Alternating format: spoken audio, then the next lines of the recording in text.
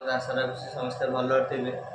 ଭାଇ ଏ କଥା କମେଣ୍ଟରେ କହିବାକୁ ଯାଉଛି, ଭାଇ ତୋର ଲାଇଫରେ ଯାହାର ପାଠ ହେଉଛି ଯାହାର ପାଠ ନ ହେଉଛି, ଭାଇ ଗୋଟେ ପାଠ ପିଲାର ଭାଇ ସେ ଗୋଟେ ପାଠ ପଢ଼ିଛି, ସେ ହାଇ କ୍ୱାଲିଟିର ଚାକିରି କରିଛି, ଭାଇ ତୁ ପାଠ ପଢ଼ୁନୁ, ଭାଇ ତୁ ଲୋ କ୍ୱାଲିଟିର ମୂଲ ଲାଗୁଛୁ।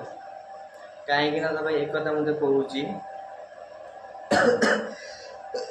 ଏ କଥାଟା କହିବାର ମାନେ ହେଉଛି ଭାଇ ସେ ପାଠ ପଢ଼ି ଭାଇ ଚାକିରି କଲା, ଭାଇ ତୋର ପାଠ ହେଲାନି କି ତୋର ଘର ଅସୁବିଧା କି ନିଜର କିଛି ଯେକୌଣସି ଅସୁବିଧା ଥାଉ କି ତୋର ହେଲାନି, ଭାଇ ଯଦି ପାଠ ନଉଛୁ ଭାଇ ଷାଠର ମାର ଭାଇ ସବୁ କିଛି କର, ଭାଇ ସେ ପାଠ ପଢ଼ିକି ଚାକିରି କଲା, ଭାଇ ସିଏ ସବୁ କିଛି କରିପାରିବ। ଭାଇ ତୁ ତ ପାଠ ପଢ଼ିଲୁନୁ କିଛି କଲୁନୁ ଚାକିରି କରିପାରିବୁନୁ, ଭାଇ ଷାଠର ମାରିକି ତୁ ଆଗକୁ ଯିବାର ଅଛି, ତୋ ଘର ଲୋକଙ୍କର ସ୍ୱପ୍ନ ପୂରଣ କରିବାର ଅଛି, ନିଜ ସ୍ୱପ୍ନ ଭାଇ ପୂରଣ କରିବାର ଅଛି।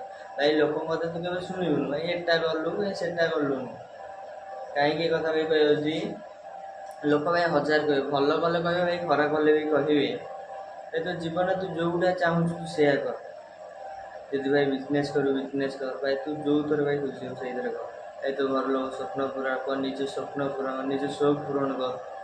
ଭାଇ ନିଜ ଇନକମ୍ ଘର ଲୋକ ଇନକମ୍ ମାନେ କି ଜମି ବାଡ଼ି ବିକିକି କି ବାପାଙ୍କୁ ଗାଳି କରିକିନି, ଭାଇ ନିଜ ମେହନତରେ ଆଗକୁ ଯା, ଭାଇ ସବୁ କିଛି କର। ଭାଇ ଏ କଥା ମୁଁ କହିଯାଉଛି, ଭାଇ ମୁଁ ବି ନିଜ ଲାଇଫ୍ ନିଜେ ଭାଇ ଷ୍ଟ୍ରଗଲ୍ କରୁଛି। ଭାଇ କଥା ଖରାପ ଲାଗିପାରେ ବି, ଖରାପ ଲାଗିଲେ ଭାଇ ସତ ଏ କଥା ମୁଁ କହୁଛି। ଭାଇ ମୁଁ ନିଜେ ସବୁ ଅଙ୍ଗେ ଲିଭେଇଛି।